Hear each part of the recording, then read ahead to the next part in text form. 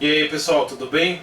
Bom, tô voltando de férias, tirei uns dias para descansar, aproveitar que não tem nenhum edital na praça, né? Agora é o momento de dar uma descansada, de repor as energias, de espairecer a cabeça para quando sair um edital na praça, que tá para sair, parece que vai sair em TJ do Paraná. Tem alguns outros aí para sair. TJ deve ter, ouvi uns boatos. TJ de São Paulo. Então, enquanto ainda não tem nada, vamos se organizando, vamos dando uma esparecida para na hora que começar a pegar fogo o negócio a gente começar a arrepiar. Mas a gente não pode esquecer que a gente tem que ver a matéria sempre, né, para não esquecer, fazer a revisão e tudo mais. Então, de certa forma, resumindo o que eu falei, você tem que dar uma descansada de vez em quando, principalmente nesses momentos, nesses intervalos que são importantes, tá? Para quem entende alguma coisa de educação física, de esporte, você tem que ter aquela semana da recuperação da sua atividade muscular, né? E com a cabeça é a mesma coisa, a gente precisa de vez em quando fazer a recuperação, dar uma aliviada na cabeça, dar um tempo, uma variada e depois pegar e arrepiar. Por isso que a gente tira férias, por isso que a gente tira uns dias, feriado, descanso. Mas depois a gente volta com tudo. Certo? Bom, hoje nós vamos falar sobre licitação. Licitação ponto 8 do programa digital do TJDFT, CESP.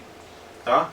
É um ponto grande, é um ponto extenso, tem muito detalhe. Mas a licitação em si, o procedimento de licitação, o ponto de licitação, esses detalhes não tem muita incidência nos concursos de magistratura. Se você vai fazer Fazenda Nacional, se você vai fazer AGU, se você vai fazer Procurador do Estado, né, as carreiras da advocacia pública, é um assunto que você precisa se aprofundar. Tá? Então o que eu vou fazer aqui? Eu vou tentar colocar tudo que é importante de licitação para a magistratura, tá? Até um pouco, exceder um pouco o que eu acho que é necessário, mas prefiro sobrar do que faltar nesse caso. E eu vou tentar compactar esse assunto para ele caber numa aula aí de mais ou menos 1 hora. Talvez eu não consiga porque o tema é extenso, então você já sabe que você vai pegar aqui nas configurações, aqui embaixo, e vai botar a velocidade 1,5, 2. Beleza? Então vamos lá. Licitação. Conceito de licitação. Ah, esqueci, detalhe importante. Eu uso como base a sinopse de direito administrativo, tá? Da editora Juspodium. Direito administrativo, volume 9, editora Juspodium. Sinopses para concursos de Fernando Ferreira Baltar Neto e Rony Charles Lopes de Torres. Tá? Livro bom, compacto, tem tudo que a gente precisa, tem tudo que cai no concurso, principalmente de magistratura, suficiente. Tá? Se você quer aprofundar alguma coisa, não busque os clássicos. Tá? Eli Lopes Meirelles, não, deixa isso para depois. Se você gosta de administrativo, depois que você passar no concurso, você vai pegar esses caras. Tá? Por enquanto, você vai pegar a matéria mastigada, resumida, que é o que vai fazer você passar no concurso. Depois você pega os clássicos, depois você pega a doutrina pesada. Tá bom? Dizem que o livro do Matheus Carvalho é bom, nunca peguei, nunca li. Mas ele é denso, ele é volumoso. Tá? Talvez se você nunca viu licitação, se você nunca viu direito administrativo, já viu na faculdade, mas precisa relembrar, talvez seja uma boa. Se você só precisa dar aquela relembrada, aquela refrescada, a sinopse já é o suficiente para você. E fazer exercício. Tudo que a gente faz, a gente repete. E repetindo, fazendo exercício. Beleza? Então vai, licitação. Conceito de licitação, procedimento prévio de seleção para a escolha da melhor alternativa para a celebração de contratos pela administração mediante critérios isonômicos abertos ao público. o que a gente tem aqui? O que a gente consegue destrinchar desse conceito? Os princípios da administração pública. Procedimento prévio de seleção para a escolha da melhor alternativa. Não necessariamente a mais barata, mas a melhor alternativa. O que tem aqui? Princípio da eficiência. Para a celebração de contrato pela administração, mediante critérios isonômicos. Aqui o que a gente tem? Princípio da isonomia, impessoalidade. A administração vai procurar lá no mercado qualquer pessoa que tenha uma oferta que atenda às suas necessidades. Não necessariamente aquela pessoa ou determinada pessoa, mas de forma isonômica. E aberto ao público. Aberto ao público também no sentido da isonomia, mas também no sentido de publicidade. Tá? Não necessariamente aquele sentido de publicidade que a gente tem como concepção de dar publicidade, né, de tornar público, mas de fazer com que essa escolha chegue ao público, né, e você tem aqui a participação de todos, a abertura para a participação de qualquer pessoa interessada. Então, e os atos todos são públicos, né, os atos da licitação são publicados no Diário Oficial, qualquer pessoa pode assistir a sessão, tá? Eu trabalhei com licitação eu era advogado de um órgão público e eu trabalhava com licitação e de vez em quando chegava um pessoal querendo assistir a sessão de licitação, né? Normal, senta aqui, pode assistir, o ato é público, pode entrar, beleza, tá? Isso acontecia bastante. Competência para licitação, competência para legislar, de quem é? A União edita normas gerais sobre licitação, artigo 22, inciso 37 da Constituição, tá? 22 e 37, a União tem competência para legislar sobre normas gerais. E os estados sobre competências residuais. Os estados e municípios, né? Uma questão, ADI 3059, do STF. O Estado pode legislar sobre a preferência na aquisição de software. Tá? Então, algumas leis estaduais trataram dos critérios de desempate, dos critérios de preferência, quando o software é software livre, por exemplo, código aberto. Né? E essas leis foram questionadas, o STF entendeu que não há vício de competência legislativa, não há vício formal, não há inconstitucionalidade formal nessas leis que dão a preferência, porque o Estado poderia legislar sobre isso. Tá? Obrigatoriedade de licitação, artigo 37, inciso 21. Obras, serviços, compras, alienações serão contratados por licitação, ressalvados os casos especificados. O que a gente tem aqui nessa norma constitucional? Uma norma de eficácia contida, com cláusula expressa de redutibilidade. Lembra o que é isso? Se você não lembra, constitucional, vai lá e vê o que é. Mas a gente percebe que é uma norma de eficácia contida que predomina a obrigatoriedade de licitação, ressalvados, aí a exceção, os casos que a lei determinar. Tá? Cláusula expressa de redutibilidade. Aqui nós temos duas perspectivas, uma burocrática, que é o dever de licitar pelo administrador, e outra democrática, que é o acesso aos contratos públicos. Tá? Então, do ponto de vista do cidadão, do ponto de vista do administrado, ele tem direito de acesso ao contrato público. E do ponto de vista do administrador, ele tem o dever de promover a licitação. Objetos da licitação são obras, serviços, inclusive publicidade, compras, alienações, concessões, permissões e locações da administração pública. A respeito disso, súmula 177 do TCU, a respeito de objeto de licitação, é indispensável a definição precisa do objeto licitado. Então o objeto não pode ser genérico, tá?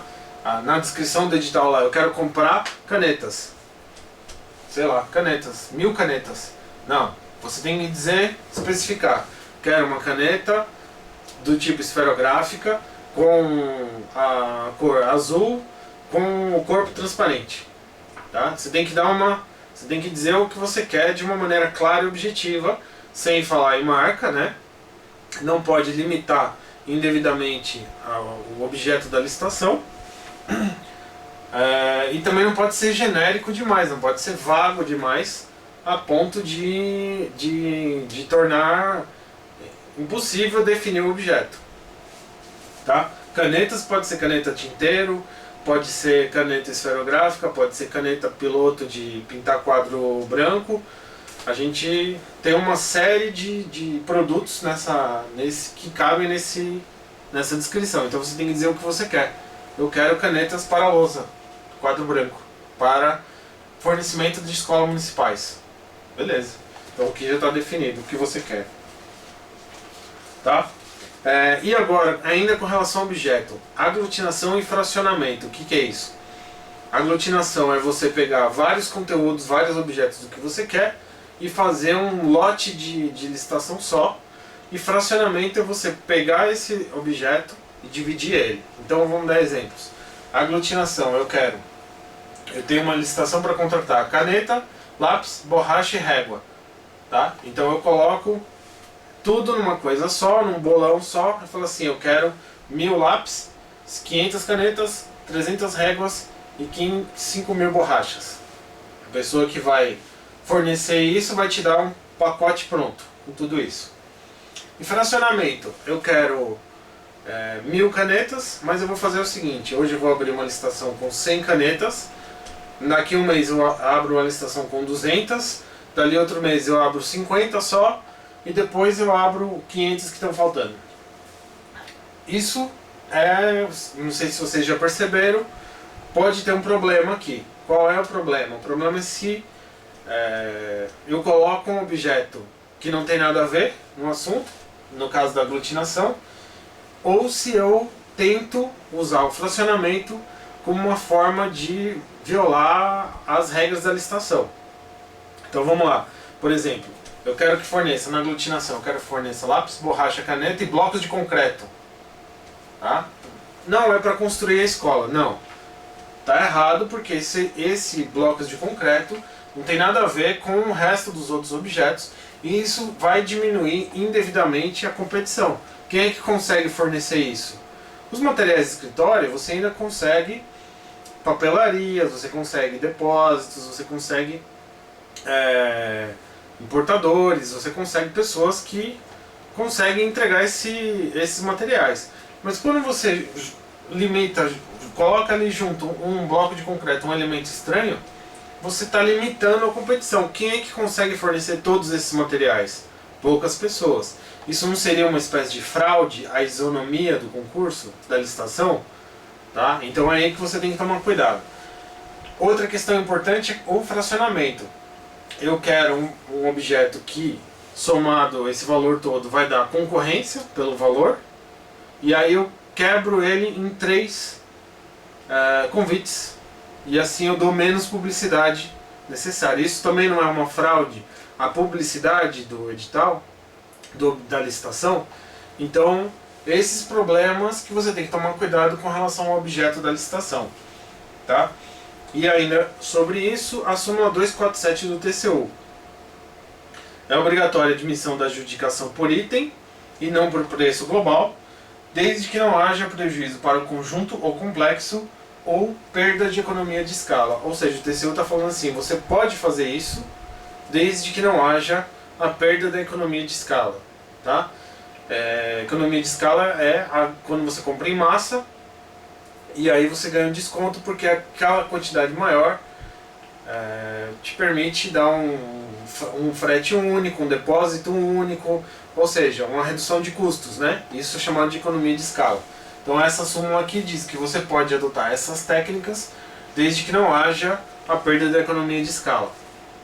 Tá? Só que eu vou além da súmula do TCU, porque além da perda de economia de escala, você não pode fraudar o conteúdo da licitação. Tá? Finalidade da licitação. Aqui todo mundo se perde, aqui todo mundo esquece Quais são as finalidades da licitação? Primeiro, a contratação mais vantajosa, não necessariamente a mais barata, a gente já falou. Fornecer um tratamento igualitário, também já falamos sobre isso no começo. E agora é aquela que todo mundo esquece, promover o desenvolvimento nacional sustentável. Isso foi inserido na Lei 8666 pela Lei 12.349 de 2010. Então, uma das finalidades da licitação é promover o desenvolvimento nacional sustentável. Tá? E a gente vai perceber esse princípio, essa finalidade aonde? Nos critérios de desempate, tá? Nas margens de preferência. O que são essas margens de preferência? Produtos manufaturados nacionais com normas técnicas brasileiras, serviços nacionais, bens e serviços ou produtos prestados no Brasil por empresas que comprovem a contratação de cargos por pessoas com deficiência ou reabilitado na Previdência Social e cumprem as normas de acessibilidade. Então essas empresas têm preferência nas aquisições do poder público. E essas condições devem ser mantidas durante toda a execução do contrato, não só no momento da habilitação, que a gente já vai ver daqui a pouco. Essa margem pode ser estendida para os membros do Mercosul, não só para os produtos brasileiros, tá? E as margens não podem ultrapassar 25% sobre o preço dos produtos e serviços estrangeiros, tá? Além dessas, ainda temos a produção de bens e serviços manufaturados nacionais, resultantes de inovação tecnológica realizada no país. Tá? Mais uma aqui. Vamos falar agora sobre o dever de licitar. O artigo 1º da Lei 8666. Subordinam-se a esta lei a administração direta, fundos especiais, autarquias, fundações públicas, empresas públicas, sociedades de economia mista, demais entidades controladas direta ou indiretamente pela União, Estados, municípios e Distrito Federal. Qual é o ponto de toque aqui? Qual é a cereja do bolo aqui? É as empresas públicas e sociedades de economia mista. Nós temos um problema com elas, que é o artigo 173 da Constituição. Elas têm o regime da iniciativa privada quando elas disputam a concorrência com o setor privado. E elas têm que observar o regime de direito público na sua gestão. Tá? Então é o seguinte, uma determinada empresa pública presta um serviço público, tá? E aí ela precisa observar as regras da licitação para prestar esse serviço público. Tá? Agora, quando uma outra empresa disputa na atividade privada, essas regras tem um abrandamento dessas regras para que essa empresa consiga concorrer de igual para igual lá no mercado. Tá? Então, por exemplo, uma determinada empresa, uma empresa que produz uma concorrência no mercado, Petrobras, ela produz petróleo e quando ela vai vender o seu petróleo, ela não vai precisar fazer licitação, não vai precisar fazer leilão para colocar o petróleo, a gasolina, o diesel no mercado. Ela simplesmente coloca o produto no mercado. Mas, para ela contratar material de escritório, para ela contratar mão de obra terceirizada, enfim, qualquer serviço que ela precise, ela vai precisar fazer a licitação. Tá? Só que o problema é o seguinte, nós tivemos o decreto 2745 de 98, que regulamenta o procedimento simplificado das licitações na Petrobras. E esse decreto foi questionado no Supremo,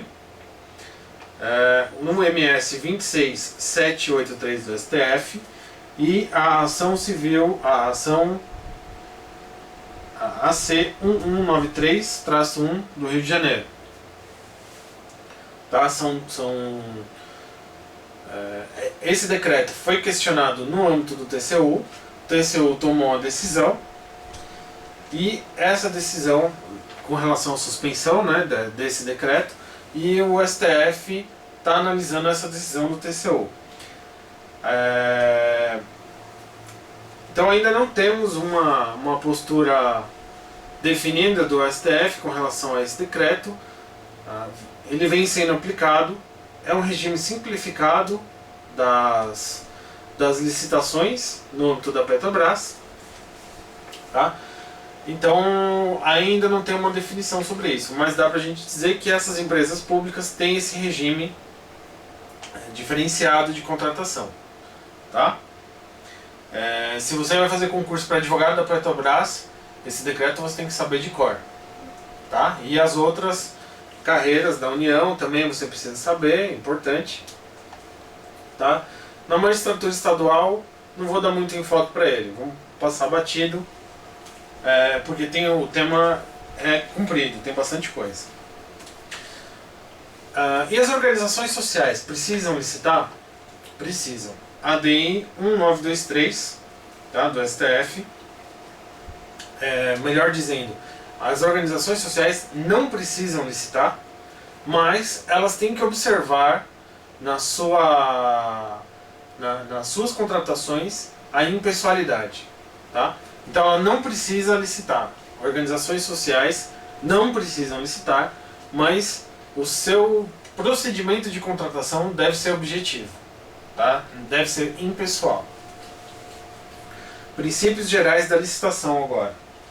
Bom, a gente tem os princípios da administração em geral, o LIMP, né, do 37. Além disso, temos o princípio da igualdade, probidade, vinculação ao instrumento convocatório e o julgamento objetivo. Na verdade, esses princípios aqui são os decorrências dos princípios do LIMP. Tá? Igualdade é isonomia. Probidade, moralidade. Vinculação ao instrumento convocatório, legalidade. Julgamento objetivo é moralidade, impessoalidade, né? Tudo, enfim, tá tudo lá em cima no 37. Do 37 decorrem todos os outros princípios do direito administrativo. Tá? Alguns outros princípios correlatos: princípio da competitividade, princípio do formalismo, da obrigatoriedade, da economicidade e do sigilo das propostas. Agora, exceções ao dever de licitar. Quais são essas exceções? São as hipóteses, lembra que eu falei da cláusula de norma de eficácia contida, né? Cláusula expressa de redutibilidade, é essa aqui. Quais são? São as hipóteses de dispensa e inexigibilidade de licitação, a da Lei 8666. Qual a diferença? Na dispensa, a competição é viável e as hipóteses de dispensa são taxativas. Por quê? A competição pode ocorrer, mas naqueles casos que o legislador disse, aqueles casos não precisa licitar. Dispensa. Inexigibilidade são hipóteses em que não tem competição. A competição é inviável. Tá? E aí o rol é exemplificativo. Então você pode ter a singularidade do objeto, por exemplo, só existe um objeto daquele no mundo, né? Eu quero fazer uma licitação para comprar o último animal em cativeiro que existe não sei aonde. Só tem um, não tem competição. E a impossibilidade também pode ser subjetiva, né? Eu quero comprar alguma coisa de um fornecedor exclusivo, só tem um fornecedor que consegue me fornecer aquele objeto. Então é uma inexigibilidade por conta da inviabilidade subjetiva do objeto. Tá? Então, nós temos licitação, voltando para a dispensa agora, nós temos a licitação dispensada, do artigo 17, e a licitação dispensável, do artigo 24. Lembrando que essas licitações dispensada e dispensável são hipóteses em que há competição viável, mas a lei dispensa, tá? A lei determina que naqueles casos não precisa ter licitação, tá? E você pode agrupar essas hipóteses de dispensa de rol taxativo, lembrar sempre, em razão do valor, em razão de situações excepcionais, em razão do objeto e em razão da pessoa. Tá? É uma forma de você tentar lembrar, são muitas as hipóteses, você vai pegar o artigo 24, você vai dar uma lida e você vai tentar agrupar elas nessas quatro. Tá? O concurso de magistratura eu vi pouco cair sobre essas hipóteses, mas em concursos, aqueles mais que exige mais legislação, de concurso de técnico, concurso de analista, eles pedem essas hipóteses. Então, dependendo do seu foco, é bom você dar uma lida e você saber quais são essas hipóteses, tá? Súmula 250 do TCU. A contratação de instituição sem fins lucrativos, com dispensa de licitação, com fulcro no artigo 24, inciso 13 da Lei 8666, somente é admitida nas hipóteses em que houver nexo efetivo entre o mencionado dispositivo, a natureza da instituição e o objeto de mercado, além de comprovada a compatibilidade com os preços de mercado. Então também não é assim, eu vou chegar fazendo uma dispensa de licitação e vem cá que eu vou te pagar um valor cheio.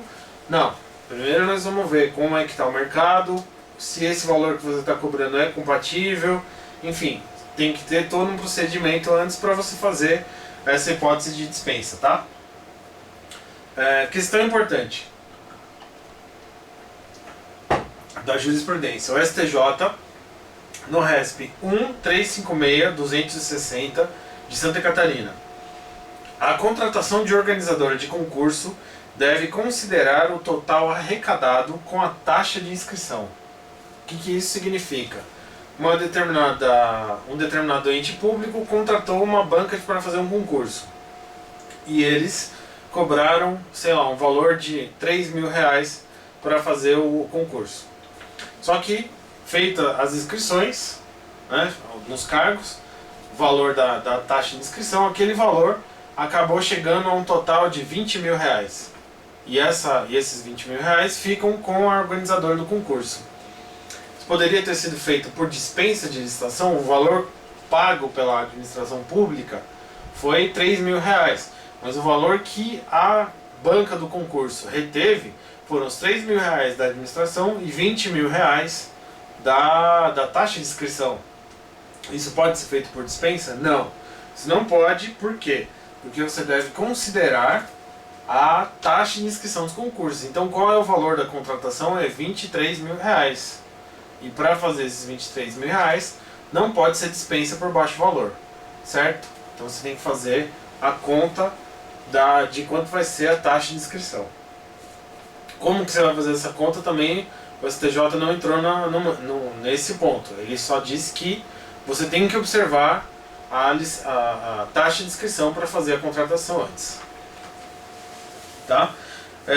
E uma questão importantíssima, que é a repercussão geral no RE 656.558, que ainda não foi julgada, mas é a contratação de advogado de escritório de advocacia sem licitação. Tá? Isso ainda não foi julgado, esse tema vai cair em prova da OAB, vai cair em concurso de carreiras da advocacia pública. Isso é um assunto para o Ministério Público, que vai cair na improbidade. Determinado prefeito contratou um advogado para fazer uma defesa específica sem licitação, faça a peça, processual adequado, o MP vai querer pedir improbidade. Enfim, esse assunto aqui é importante. Como ainda não foi julgado, não vou entrar muito nesse mérito, mas você fica de olho, acompanha essa repercussão geral, porque ela é importante. Tá? Com relação ao credenciamento da hipótese de inexigibilidade, não descrita no artigo 25, a disposição da administração em contratar todos os interessados. Tá? O que é isso aqui? É uma outra espécie de inexigibilidade que não está nas hipóteses, que é chamado de credenciamento.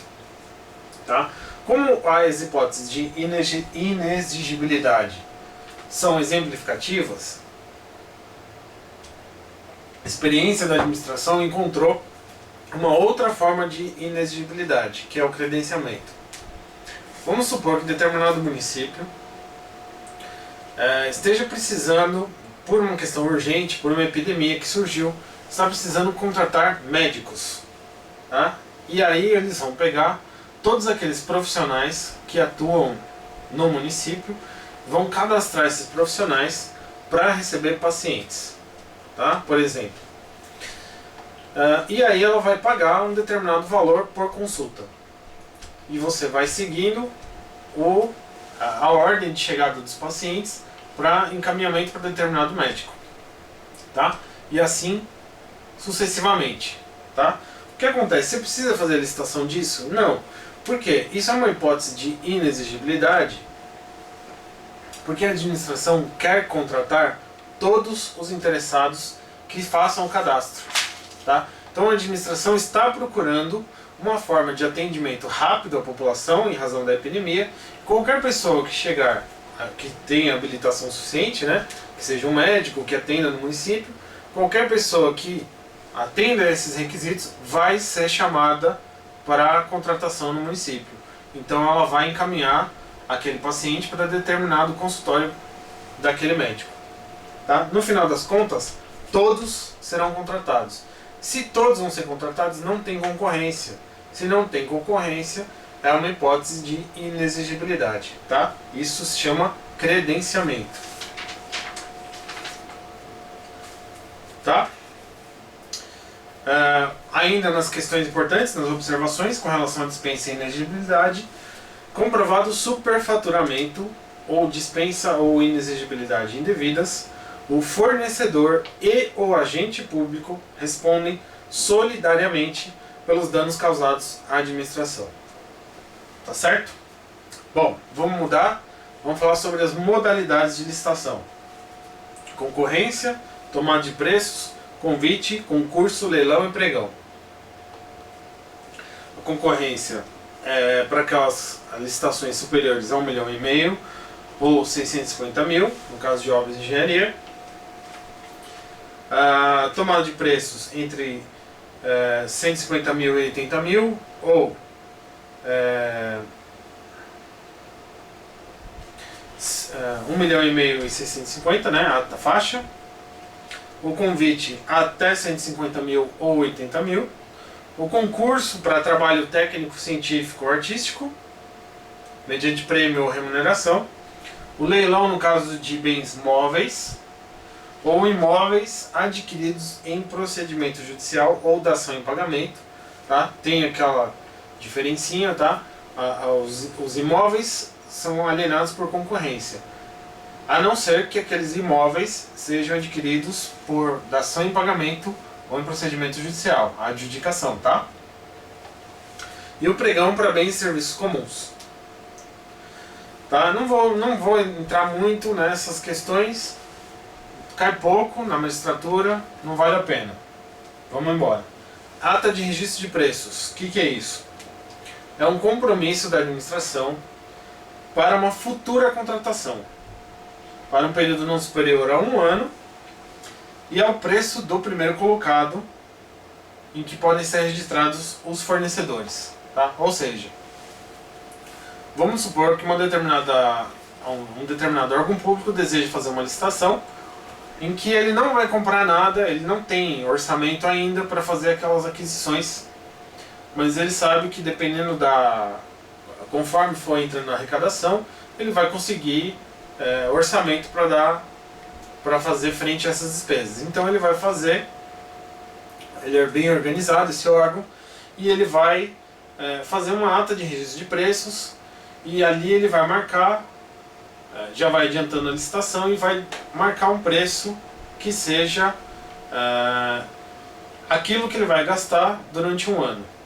Tá? Então o que ele faz? Ele pega uma licitação e aí ele licita normalmente, e aí ele registra o primeiro colocado. Ele está registrando um preço de uma caneta esferográfica, e ele registrou, por exemplo, 10 centavos cada caneta esferográfica. Tá? E aí ele vai registrando todos esses itens, e aí ele pode usar essa ata, ele não precisa fazer outra licitação no futuro para poder comprar aquela caneta esferográfica a 10 centavos que ele conseguiu. Tá? Qual é o problema disso? É o carona. O que é o carona? Você tem um órgão que fez a ata de registro de preços e registrou a 10 centavos. Tá? Aí vem um outro órgão que não fez a ata de registro de preços, mas ele fala assim, ó, aquela ata tá boa, eu vou entrar nessa ata aqui, porque esse preço tá bom, e vou comprar desse cara sem fazer licitação. Eu vou entrar de carona nessa outra licitação aqui, tá? O que acontece? Com o tempo, algumas empresas começaram a pegar essas atas que elas tinham e oferecer para diversos órgãos. E aí acabou fazendo que havia uma briga de atas para ver quem é que tinha ata melhor, quem é que tinha. E aí fez uma bagunça, uma confusão. O TCU interveio e falou: ó, não dá para fazer isso. Tá? O próprio governo federal também entrou nessa e editou o decreto 7892 de 2013, que trata da ata de registro de preços no âmbito do governo federal. Você tem ali limites quantitativos, subjetivos e temporal. Tá? O limite temporal de 1 ano, você não pode entrar depois que a ata está vencida. Você tem os limites subjetivos, só o órgão público da administração federal pode entrar na outra, da administração federal também. E você tem os limites quantitativos. Eu registrei o preço de 100 canetas. Se eu te der 10 canetas de carona, eu só vou poder comprar mais 90. Tá? Isso a partir do decreto. Tá? Antes não tinha essa limitação. Agora, com o decreto de 2013, tem. Tá? Isso é mais específico para quem vai fazer o concurso na área federal. E para quem vai fazer na área estadual, é bom saber que tem a questão do carona, que tem alguns poréns ali, tá? Esses pormenores aí seria mais voltado à área federal, que é bom dar uma lida nesse decreto, tá? Tipos de licitação agora. Quais são os tipos de licitação? É o menor preço, menor técnica, em que são feitas 2 fases, tá? A melhor técnica e preço, em que aí tem uma fase única com a média ponderada, e o maior lance é a oferta, tá? A minha dificuldade sempre foi diferenciar a melhor técnica da técnica e preço. Mas se a gente pensar que técnica e preço é uma fase única e você tem uma média, você pega ali a nota da técnica e a nota do preço, e aí você tira uma média e é o resultado final. Na melhor técnica você tem a nota da técnica, e aí você tem a classificação, e aí são aprovados para a próxima fase aqueles que têm a melhor técnica, e aí você tem a segunda fase, que é a fase do preço. Então você divide em 2 fases, a técnica e preço, ou melhor, a melhor técnica é dividida em 2 fases, e a técnica e preço é uma coisa só, você vai para uma fase só. Tá? Procedimento do processo licitatório. A gente tem a fase interna e a fase externa. A fase interna ocorre antes da publicação, ocorre com a tramitação do procedimento administrativo, tá? Que vai dar origem à abertura do edital de licitação. O que acontece na fase interna? Verificação da necessidade e disponibilidade orçamentária, projeto básico, projeto executivo, designação de comissão ou leiloeiro, elaboração de minuta de edital, exame pelo órgão jurídico dessa minuta, autorização e abertura pela autoridade competente. Tá? Basicamente é isso que acontece.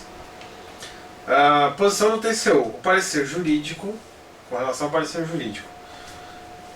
Em processo licitatório, não constitui ato meramente opinativo e pode levar à responsabilização do emitente. Então, para o TCU, o órgão jurídico, o advogado, o procurador, que faz a avaliação jurídica da minuta do edital, responde pela eventual ato de improbidade. Pode ser responsabilizado. Processo TC 018.887/2008-1, tá? Ou seja, não é um ato meramente opinativo, tá? Mas a posição do STF no MS 24631-6 do Distrito Federal diz o seguinte: é abusiva a responsabilização do parecerista à luz de uma alargada relação de causalidade entre o seu parecer e o ato administrativo do qual tenha resultado dano ao erário. Ou seja, o que o STF está dizendo é o seguinte: o nexo aqui é atenuado entre o parecer jurídico feito pelo órgão jurídico do ente, tá? e efetivamente a lesão praticada. Tá? Ou seja, quem vai responder é o administrador que deu causa ao dano ao erário, enfim, ao ato de improbidade, e não o parecerista. Para o STF, esse nexo aqui fica bem atenuado. Tá? Vamos para a fase externa agora. A fase externa tem a publicação do instrumento convocatório em diário oficial ou jornais, ou a fixação da carta convite no local adequado onde se costumam fixar os editais, enfim, as convocações da administração pública. Tá? Prazos mínimos para receber as propostas. Esses prazos aqui geralmente são importantes. Você tem 45 dias, ou seja, entre a abertura do edital e o prazo para o recebimento das propostas. O prazo que você tem, enquanto interessado, para fornecer uma proposta. Tá? Então, 45 dias no concurso e concorrência. Nessa concorrência, quando for regime de empreitada global, melhor técnica e técnica e preço. Essa parte aqui da aula é meio decoreba, então você vai anotando aí e faz um cronograma, faz uma tabela para ficar mais fácil de entender, porque eu vou mandar informação agora, e é só informação, não tem muito o que explicar, é só informação. Então, 45 dias no concurso e na concorrência, quando for regime de empreitada global, melhor técnica e preço. 30 dias quando for concorrência e tomada de preços, quando for melhor técnica e preço. 15 dias quando for tomada de preços e leilão. 8 dias úteis quando for pregão. E 5 dias úteis quando for convite. Depois dessa fase, nós temos a habilitação.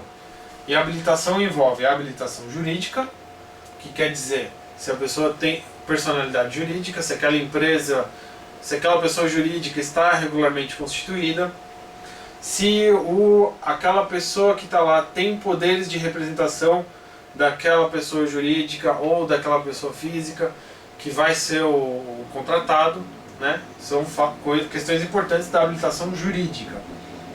Depois nós temos a qualificação técnica, que é a aptidão para execução do contrato, tá? E essa habilitação técnica deve guardar proporção com aquilo que está sendo licitado. Então eu quero construir uma rua de 500 metros. Eu quero um asfaltamento de uma rua de 500 metros. E aí eu exijo que se comprove uma experiência anterior de uma construção de uma estrada de 50 km, por exemplo. Isso não está compatível com o tamanho da obra que vai ser realizada. Tá? Então isso não pode. Mas eu posso exigir que já tenha feito uma obra anterior, eu posso exigir que tenha feito enfim, posso exigir essa comprovação, mas ela tem que ter pertinência com o que está sendo executado. Tá? Qualificação econômico-financeira é a demonstração da saúde financeira da pessoa que está sendo contratada, normalmente por balanços, tá? ou por fornecimento de garantias, enfim. Regularidade fiscal e trabalhista, tá? Provas por certidões negativas de tributo, certidão negativa, certidão positiva com efeito de negativa, tem aquela novidade do CNDT, a certidão negativa de débitos trabalhistas, tá?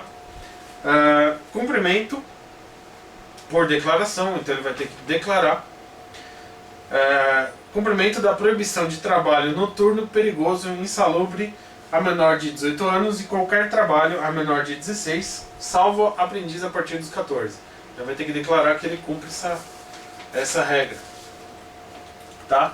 Depois da fase de habilitação, aí nós vamos para a classificação, que é a aferição das propostas.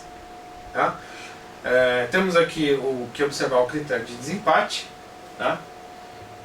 Bens e serviços produzidos no Brasil, produzidos ou prestados por empresas brasileiras, produzidos ou prestados por empresas que investam em pesquisa e tecnologia no Brasil, produzidos ou prestados por empresas que comprovem as cotas de PNE e atendam às regras de acessibilidade. Tá? No pregão é invertido, tá? O pregão é legal, eu trabalhava com pregão. É invertido porque você, primeiro você abre as propostas de classificação, você vai primeiro para a classificação, você vai abrir o envelope com o preço, tá? E aí você vai colocar mais gente na disputa, tá? E aí você tem os valores ali das propostas e você tem a possibilidade de que o cara que está dentro da margem de disputa do pregão suba para primeiro lugar com os lances, tá?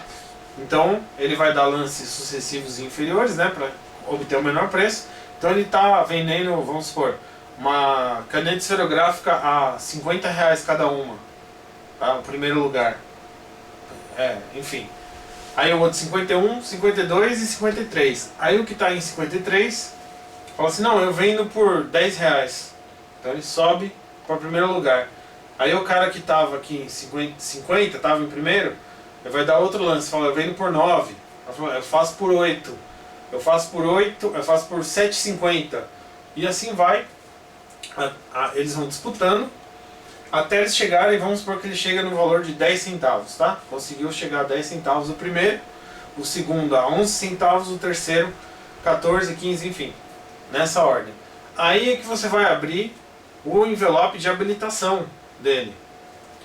E esse cara aqui, que estava vendendo a R$60, passou a vender por 10 centavos, tá? Vamos ignorar essa questão da inexequilibilidade, enfim, para quem tem um conhecimento um pouco maior, vamos ficar só no exemplo, para a gente não perder o fio da meada, né? Essa empresa aqui abriu o envelope, ele está vendendo 10 centavos, ele não tem habilitação fiscal, tá? Então ele está desclassificado. Aí passa para o próximo, que estava vendendo a 11 centavos. Esse cara aqui de 11 centavos, ele tem habilitação. Então ele vai contratar por 11. Tá? Mas se não fosse esse cara puxar todo mundo, esse cara que está inabilitado, o preço sairia, sei lá, R$50. Entendeu? Então esse cara aqui, o pregão fez a inversão para que esse cara consiga participar da disputa e por causa dessa participação dessa disputa, você consegue uma proposta mais vantajosa, tá? Esse foi o pulo do gato do pregão e por isso que tá todo mundo usando, porque vale a pena e é muito bom para a administração, tá? E os tribunais de contas recomendam que se faça sempre que possível o pregão, tá? Bom, depois dessas fases de classificação e homologação, de classificação e aferição das propostas, nós temos a homologação e a adjudicação. Na homologação, a autoridade se manifesta concordância com a legalidade e a conveniência do processo licitatório, do procedimento licitatório. Então ele olha para trás e vê que ele concorda com tudo que foi feito. E na adjudicação, a autoridade declara satisfatória a proposta vencedora, tá? O ato administrativo pelo qual a administração declara satisfatória a proposta daquele vencedor. Depois disso nós temos os recursos. Nós temos os recursos em 5 dias úteis da intimação ou lavratura da ata. Nós temos o pedido de reconsideração em 10 dias úteis, contra a decisão de ministro de Estado ou secretário. Temos a representação em 5 dias úteis de caráter residual, tá? E no pregão, a manifestação de recurso na sessão e a envio de razões em 3 dias, tá? Não são 3 dias úteis, são 3 dias, tá? Agora nós vamos falar do tratamento diferenciado de ME e EPP.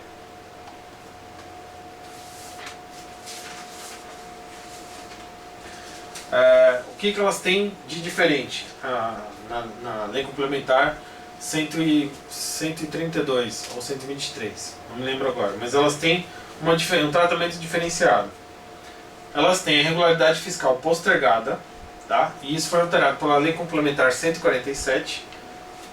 Elas têm 5 dias úteis e mais 5 dias úteis para regularizar a sua situação fiscal, tá? Ou seja, para conseguir a certidão negativa, tá? Para conseguir a certidão positiva com efeito de negativa. As empresas ME e EPP têm um desempate ficto, tá? Nas propostas até 10% superiores à melhor classificada, tá? No pregão até 5%, então quer dizer, naquela margem de 10%, mesmo que objetivamente elas estejam diferentes, mas ela está dentro da margem de 10%, então ela está fictamente empatada, tá? Então tem essa margem aqui. Tem a possibilidade de emissão de cédula de crédito microempresarial, que são os empenhos não pagos e liquidados, tá? Se o seu concurso vai cair contabilidade pública, dá uma olhada nisso, tá? Nota de empenho, cédula de crédito microempresarial, um título de crédito, tá? Que mais? Você tem licitações exclusivas para microempresas e empresas de pequeno porte, no valor de até R$80 mil, e você tem a cota de 25% do objeto da licitação, tá? Em alguns casos, mais uma, se houver previsão no edital, você tem subcontratação obrigatória, tá? Alguns contratos já vem dizendo lá, você vai ter que subcontratar uma ME ou uma EPP para prestar tal serviço do contrato, tá? Então, isso é o tratamento diferenciado. Bom, vamos agora entrar no RDC, o Regime Diferenciado de Contratações, tá? Que é da Lei 12.462 de 2011, tá? Aqui já está fugindo um pouco do feijão com arroz da licitação, tá? A parte da 8666 terminou. Aqui já falei, é uma parte da licitação um pouco mais arrojada, é uma parte mais elaborada que tem pouca incidência na magistratura estadual, tem mais incidência nos concursos de advocacia pública, tá? Mas eu vou dar uma pincelada, vou falar alguma coisa sobre esse regime, porque de vez em quando pode cair uma questãozinha objetiva, tá? Então vamos a ela. Qual é o objeto do RDC?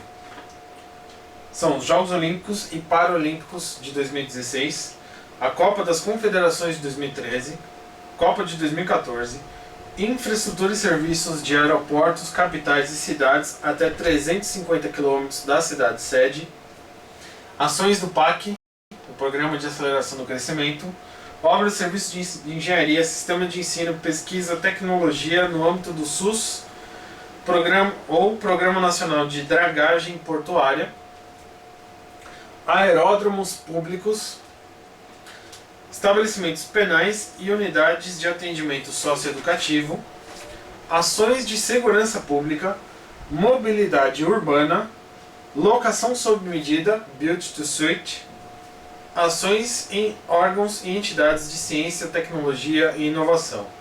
Tá?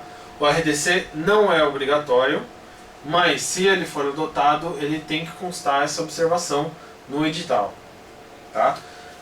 E a adoção do RDC implica o afastamento da Lei 8666, salvo na parte de contratos. Tá? Então você, no regime de licitação da 8666, fica afastado, mas a parte de contratos não. Tá? Quais são as regras do RDC? Primeiro, o caráter sigiloso do orçamento. O orçamento estimado para a contratação só será publicado após o encerramento da licitação. Tá? Mas ele fica disponibilizado ali para os órgãos de controle. Então, quem vai contratar não sabe quanto o órgão tem disponível para gastar.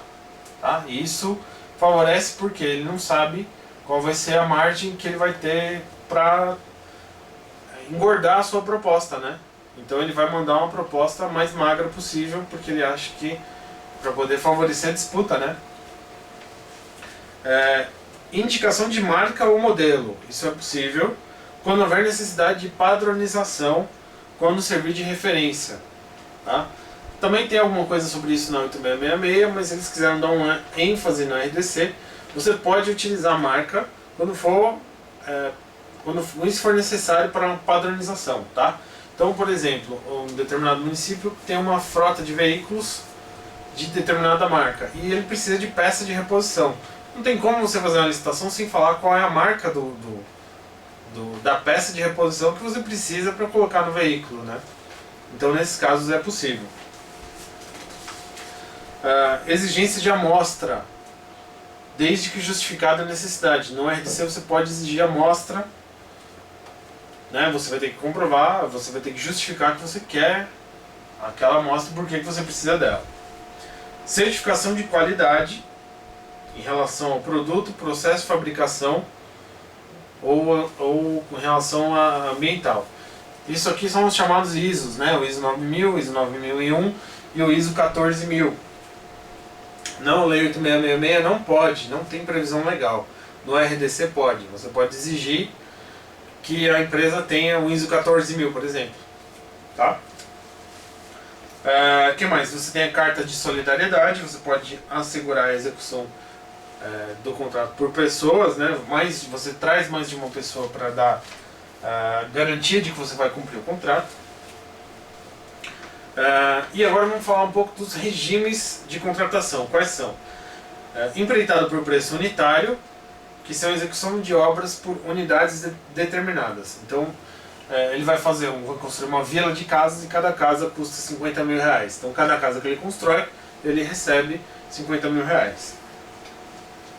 Empreitado por preço global, a execução da obra por preço certo e total. Então, no caso das casas, ele vai ser contratado para construir 10 casinhas, uma do lado da outra, e ele vai receber 500 mil reais quando ele terminar as 10. Contratação por tarefa está relacionado à alocação de mão de obra. Tá? Empreitada integral é uma forma de variação do preço global. Tá? É chamada de licitação turnkey. Tá? É aquela licitação que a pessoa já quer tudo funcionando. Eu quero contratar um hospital. Quero fazer um hospital. Então faz as paredes, faz os equipamentos, faz os consultórios, coloca os computadores, coloca o painelzinho de chamada, faz tudo e me dá a chave. Aí você vai lá, pega a chave, turnkey, e entra no hospital, inaugura, corta a fita e funciona. Tá? E a novidade do RDC, que é a contratação integrada. O que é isso? A elaboração e desenvolvimento do projeto básico executivo, mais o instrumento convocatório deve conter um anteprojeto de engenharia. Na Lei 8666 você tem que fazer o seguinte, você tem que fazer o projeto básico, ou seja, você tem que ter uma ideia do que você vai fazer, que por isso que chama básico, e você tem que fazer o projeto executivo. Depois que você termina o projeto básico, você contratou a empresa que vai fazer a obra, e a empresa que vai fazer a obra vai fazer o projeto executivo. Como que ela vai fazer para construir aquilo que ela está se propondo, tá? Isso demora muito na prática, porque são 2 projetos. É um projeto que você vai fazer numa coisa que você ainda não sabe como vai ser feito, isso que é o projeto básico.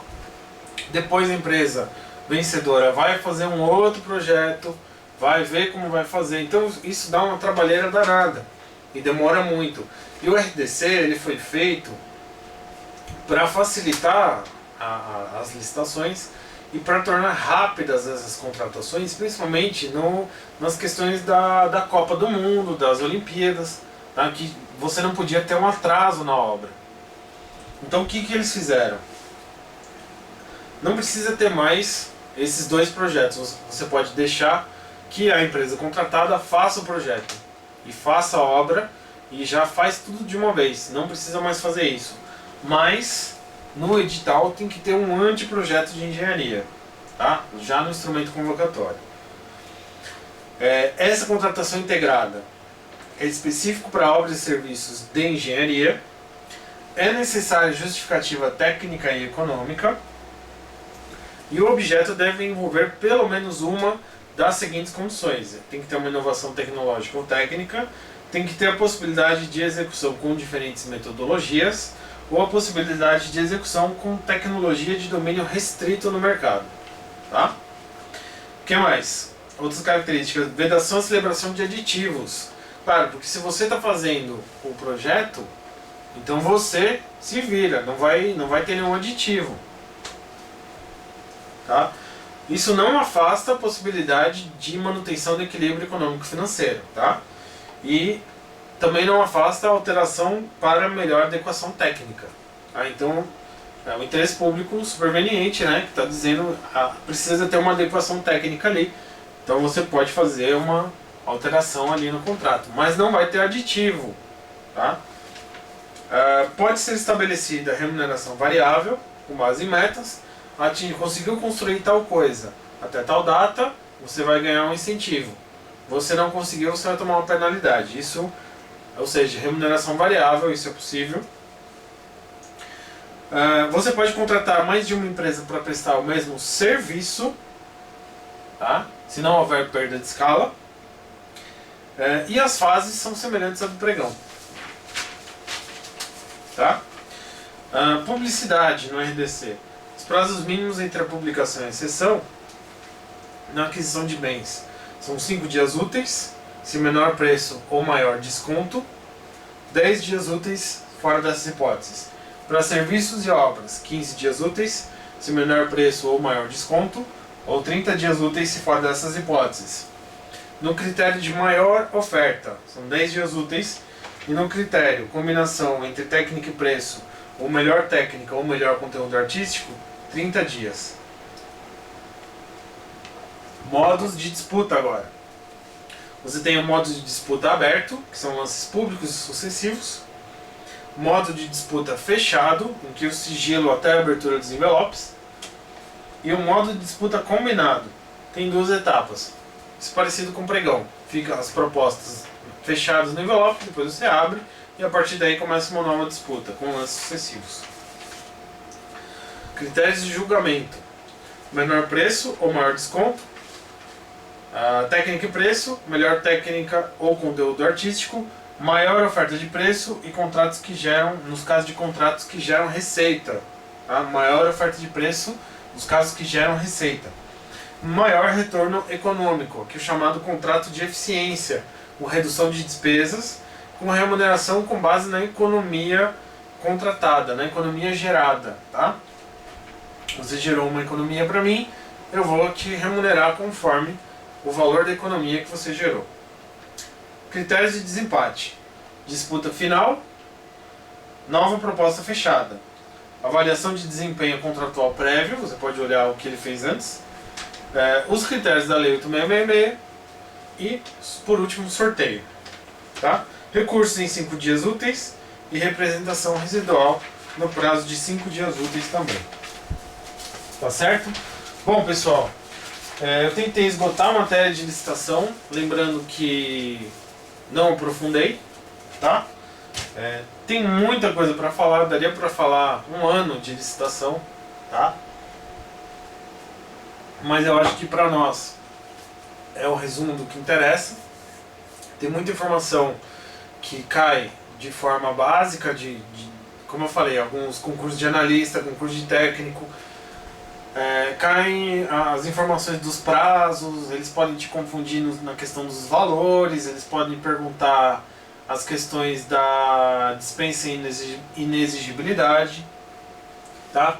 Eu acho que licitação, o mais importante é você ter os princípios do direito administrativo bem focados ali. Toda vez que de alguma forma você fugir dos princípios, você percebe que a licitação está com algum problema. Tá? Então, se você mantém o LIMP, os princípios da isonomia, o princípio da vinculação ao instrumento convocatório, todos aqueles que decorrem do LIMP, você consegue resolver 99% das questões envolvendo licitação. Tá? Lembrar das publicidades, das formas de instrumento convocatório, do edital, isso não falei, né? Não precisa também falar, o carta convite, o edital, enfim. Pressuponho que você que está ouvindo já tem uma bagagem necessária para desenvolver isso numa dissertação, tá? O nosso foco sempre é questões de segunda fase, então eu imagino que você já tem uma bagagem, você já passou por uma prova de preambular e agora você está se preparando, você está revendo a matéria, você está trazendo na sua memória aquilo que você já viu, aquilo que você já sabe. Então por isso eu tentei compactar da menor forma possível, tá? Então pessoal, qualquer dúvida pode mandar para cá, pode fazer perguntas aqui embaixo, eu vou tentar resolver. E espero que vocês continuem estudando bastante, tá bom? Espero que vocês tenham aproveitado esse período de folga, né? E vamos começar a voltar forte, porque vem edital na praça por aí, tá bom? Não vai demorar. Certo? Um abraço para vocês, fiquem com Deus, até mais.